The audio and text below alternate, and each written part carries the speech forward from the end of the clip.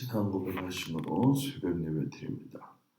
전능하사 천지를 만드신 하나님 아버지를 내가 믿사오며 그 외아들 우리 주 예수 그리스도를 믿사오니 이는 성령으로 잉태하사 동정녀 마리아에게 나시고 본디오 빌라도에게 고난을 받으사 십자가에 못 박혀 죽으시고 장사한 지 사흘 만에 죽은 자 가운데서 다시 살아나시며 하늘에 오르사 존능하신 하나님 우편에 앉아 계시다가 저리로서 산 자와 죽은 자를 심판하러 오시리라.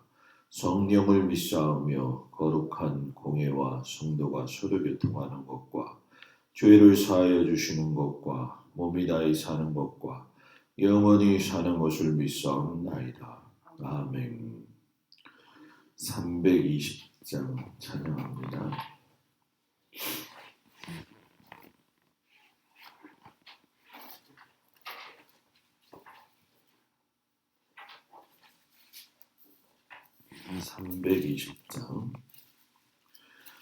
나의 죄를 정케 하사 주의 일꾼 삼으시 구세주의 넓은 사랑 항상 찬송합니다.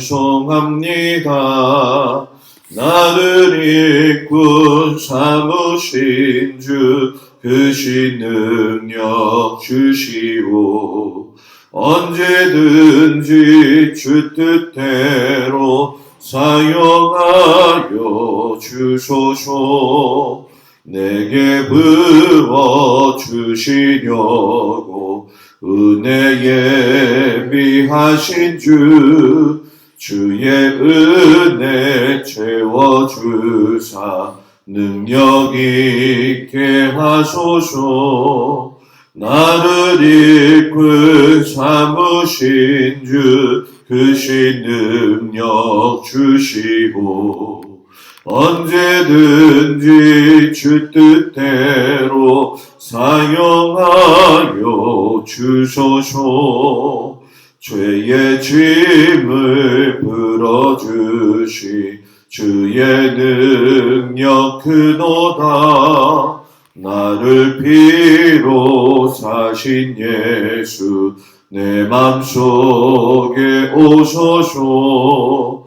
나를 일꾼 삼으신 주 크신 능력 주시고 언제든지 주 뜻대로 사용하여 주소서. 주여 내게 성령으로 충만하게 채우사 생명수가 강물처럼 흐르게 하옵소서. 나를 이끌 삼으신 주 크신 능력 주시고 언제든지 주 뜻대로 사용하여 주소서. 아멘. 하나님 말씀은 출애굽기 20장 18절에서 26절까지 말씀을 보도록 합니다. 출애굽기 20장 18절에서 26절 말씀 교독합니다. 뭇 백성이 우레와 번개와 나팔 소리와 산의 연기를 본지라 그들이 볼 때에 떨며 멀리 서서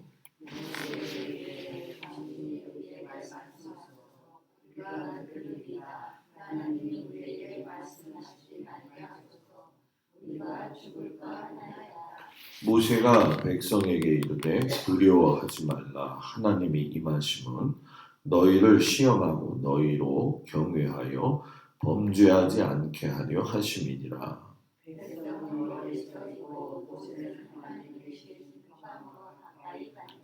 여호와께서 모세에게 이르시되 너는 이스라엘 자손에게 이같이 이르라. 내가 하늘로부터 너희에게 말하는 것을 너희 스스로 보았으니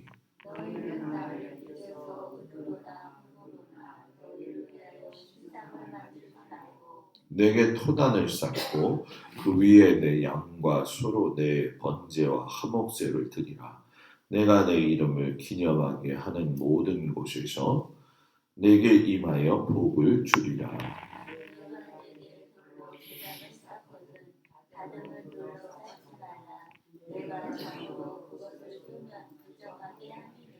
너는 층계로 내 제단에 오르지 말라. 내 하체가 그 위에서 드러날까 함이니라. 아멘. 귀한 아침 주님 앞에 나온 성도들을 축복합니다. 말씀 가운데 보게 되면 십계명을 하나님께서 직접 들려주시고 나는 후에 그 상황 속에서 백성들이 하나님의 음성을 듣는 것에 대해서 떨며 무서워하는 모습을 보게 되지요. 그때에 또 하나님이 한 번 강조하시기를 하나님 자신에 대한 여러 가지 신상이나 우상 만들지 말아라. 강조하시는 그런 말씀이죠. 십계명을 우리가 이제 보면서 느끼지만 단순히 돌판에다가 하나님이 직접 써주신 사건을 뛰어넘어서 이스라엘 백성의 귀에 하나님이 직접 들려주신 음성의 계명이었다라는 거예요. 여러분 한번 생각해 보세요. 사람이 사람하고 대화를 할 적에도 아주 오래 만난 사람의 음성을 들으면 기쁘잖아요.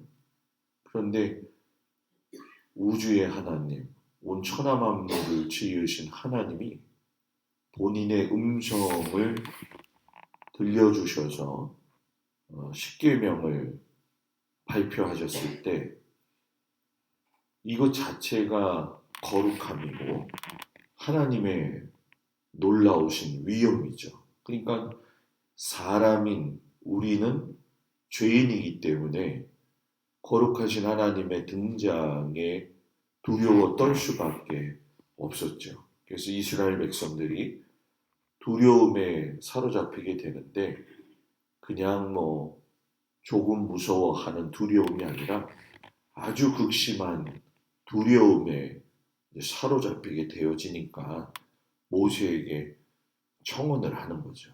하나님이 직접 우리들에게 말씀하시지 말고 당신 모세를 통해서 간접적으로 들려주실 것을 부탁합니다. 굉장히 무서워 떨고 있는 백성들의 모습을 볼 수가 있죠. 그 이야기를 들은 모세가 하나님이 왜 너희들에게 음성을 들려줬느냐 그 이유를 설명을 해요. 너희를 시험하고 너희로 경외하여 범죄하지 않게 하려 하심이니라. 너희를 시험한다. 여기서 테스트라고 하는 그런 말씀이 되어지기 때문에 어떤 것을 시험하느냐? 너희의 믿음에 대한 시험. 그리고 너희로 하여금 경외한다. 이것은 하나님을 두려워할 줄 아는 마음. 그리고 그 하나님과의 관계 속에서의 두려워할 줄 아는 마음이 결국은 범죄하지 않게 하려 한다라고 이야기하는 거죠.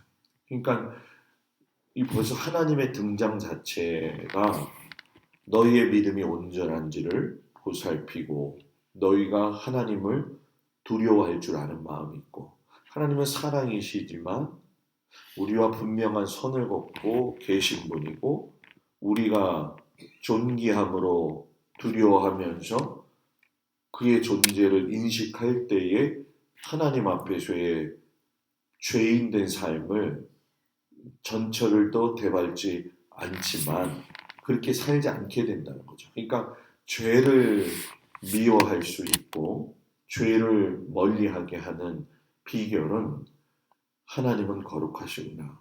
하나님은 두려우신 분이구나. 하나님은 우리를 지키시는 분이구나. 하나님을 경험할 적에 경외할 수 있다라는 거죠. 이 경외함은 결국 하나님을 경험함으로 인해서 우리를 갖다가 바른 신앙으로 이끌게 하시는 하나님의 방법이라는 얘기죠. 그래서 하나님을 가까이 하라. 그러면은 뭐예요? 하나님이 바른 길로 인도하신다는 거죠. 우리가 하나님을 가까이 하는 건 자신의 신앙 생명에 어떻게 보면 생명성이 있느냐 없느냐 하고의 아주 직결된 중요한 그러한 말씀이죠. 오늘 말씀을 보면 하나님이 말씀하시는 분이구나. 이스라엘도 하나님이 친히 말씀하시는 것을 경험하게 되어지죠.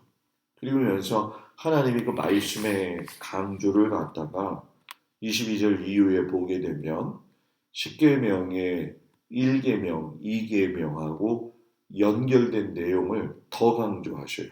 우리는 10계명 그냥 끝나고 끝나는 걸로 알고 있지만 이 말씀을 보게 되면 10계명의 1계명, 2계명 1계명은 우리가 잘 아는 것처럼 여러분 뭡니까? 너는 나 외에 다른 신들을 내게 두지 말아라. 2계명이 뭐예요?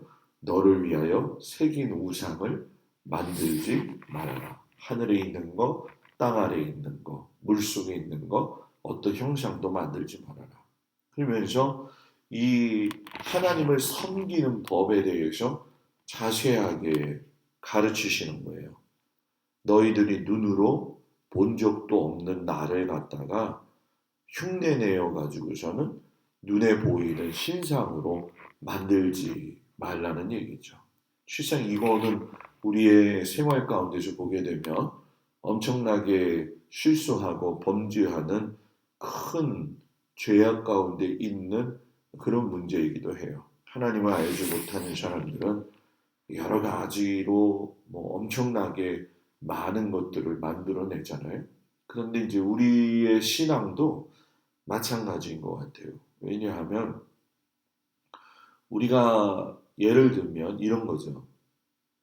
어떤 것이 더 의지해서 하나님보다도 앞서느냐.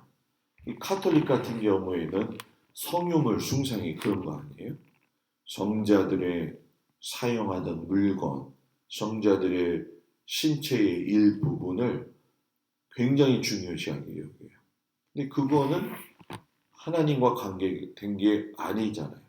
근데 그런 것들을 이 중세 시대의 성자들의 이 성유물에 대해서만큼은 카톨릭은 엄청나게 의미를 부여하거든요. 어떤 사람이 몸이 좀 아파가지고 병원에 입원했는데 정신적으로도 그렇고 육체적으로도 아주 곤고한 사람이죠. 그 사람이 항상 호주머니에다 갖고 다니는 게 뭐냐면 빛바랜 예수님의 사진, 얼굴이었거든요. 그거를 옷을 갈아입다가 그냥 놔둔 거예요. 그러니까 세탁기 안으로 들어갔겠죠. 그 다음에 난리가 난 거예요. 왜? 내가 심적으로 의지하는 게 그 사진에 나와 있는 예수님의 얼굴이죠. 그러니까 그걸 잊어먹었다고 생각하니까 혈압이 올라가고 막 요동치게 되는 거죠, 사람이. 자기 죽을 것 같다고 막 소리치고 아우성 치니까 사람들이 어디서 이제 막 사진을 구해서 갖고 오는데 이건 내가 가지고 있는 사진 아니라고, 예수님 사진 아니라고. 그래서 어떻게 해갖고선 똑같은 사진을 구했어요. 그때서야 안정이 되어지는 거. 그럼 이건 신앙이냐? 여러분들은 어떻게 생각하세요? 신앙이 아니죠. 무언가에 자기를 의지시켜서 기대감을 가지고 나아가는 것뿐이라는 거예요. 그러니까 우리가 마음의 중심에 하나님을 두어야지 자기의 공허함을 채우려고 신앙생활 하는 거는 아니라는 거예요. 그 사진이 마음의 공허함을 채우는 우상 숭배와 같다라는 얘기죠. 그러니까 하나님이 정하신 방법으로만 하나님을 섬겨야 된다라고 하는 것을 대단히 하나님은 강조하셔요. 그래서 토단이나 돌로 쌓은 제단에서 제사를 드리고 다듬은 돌을 사용하면 안 된다. 하체가 드러나면 안 된다. 이렇게 얘기하잖아요. 왜 토단이나 돌로 쌓아야 되느냐? 예배의 조건은 동기와 재물이라는 거예요. 쉽게 설명하면 제단의 소재가 무엇이냐, 제단의 크기가 무엇이냐, 제단의 장식이 무엇이냐, 이거는 예배의 우선 조건이 아니라는 얘기예요.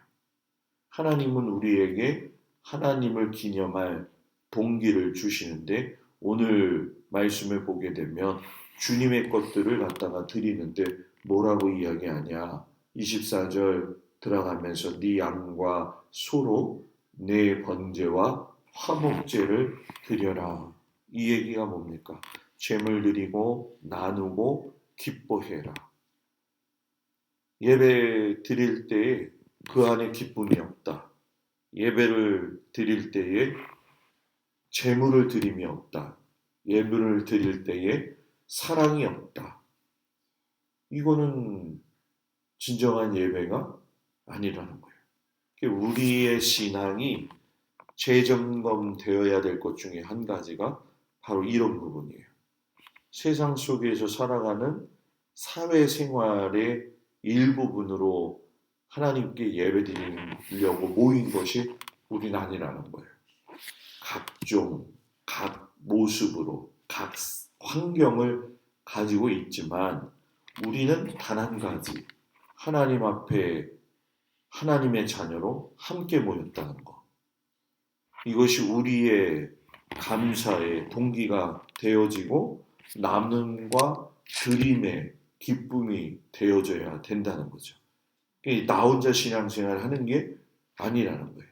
우리가 흠이 많다 보니까 말도 많고 여러 가지가 있잖아요. 왜 그럴까? 결국은 성숙이에요. 신앙은. 하나님 앞에서의 성숙함이 있느냐 없느냐가 그런 결과를 초래하느냐 아니냐 이거죠. 그러니까 여기서도 그렇지만 왜 하나님이 다듬은 돌로 하지 말라고 했을까요? 모르시죠? 성전에 보게 되면 이스라엘 백성들은요, 저 밑에 남부지방에서 돌을 직접 거기서 캐고 거기서 다듬어 가지고선 왔어요. 쉽게 설명하면 성전 안에서는 돌을 다듬는 일을 하지 않았어요. 이게 무슨 얘기냐? 성전에서는 사람의 소리가 나면 안 된다는 거예요. 하나님의 소리가 나야지. 다듬다 보면 여러 가지 소리가 나지 않겠어요? 그런 모습들, 하체가 드러날 수 있다. 주의하지 않는 모습들. 결국 이것이 이제 우리가 잘 아는 것처럼 제사장을 세우는 법하고 연결이 되어져요. 그래서 우리가 이걸 보면서 느낄 수 있는 게 뭐냐?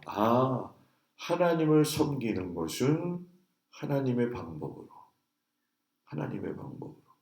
하나님은 하나님의 방법으로 하나님을 섬기는 자들을 복을 주겠다. 오늘 말씀하시잖아요. 그죠? 모든 곳에서 내게 임하여 복을 주리라. 이 복에 대한 말씀을 아주 공식적으로 이야기를 하셔요. 그러니까 내가 내 방법 가지고 하나님을 예배하느냐, 아니면 하나님의 방법대로 하나님을 예배하느냐, 굉장히 중요한 거죠. 이것을 아는 것이 신앙의 삶이고요. 신앙생활을 잘하는 온전한 삶의 모습이라는 얘기예요. 주님만 섬길게요 하고 이 형식적으로 내뱉는 말이 아니라 내 안에서 진심으로 하나님을 사랑하는 언어의 표현, 그 언어의 표현은 기도로, 감사와 찬양으로, 또 성도들과의 관계 속에서 대화로, 하나님, 이런 모든 것들이 높여질 적에 결국 여러분 뭡니까? 하나님의 방법대로 예배한다라는 거죠. 내일이 주일이지 않습니까? 우리 내일 주일 예배를 이렇게 준비할 수 있기를 주의 이름으로 축복을 드립니다. 기도합니다. 생명의 하나님을 떠나서 우상을 숭배하지 아니하도록 함께하여 주시기를 간절히 기도하고 원합니다.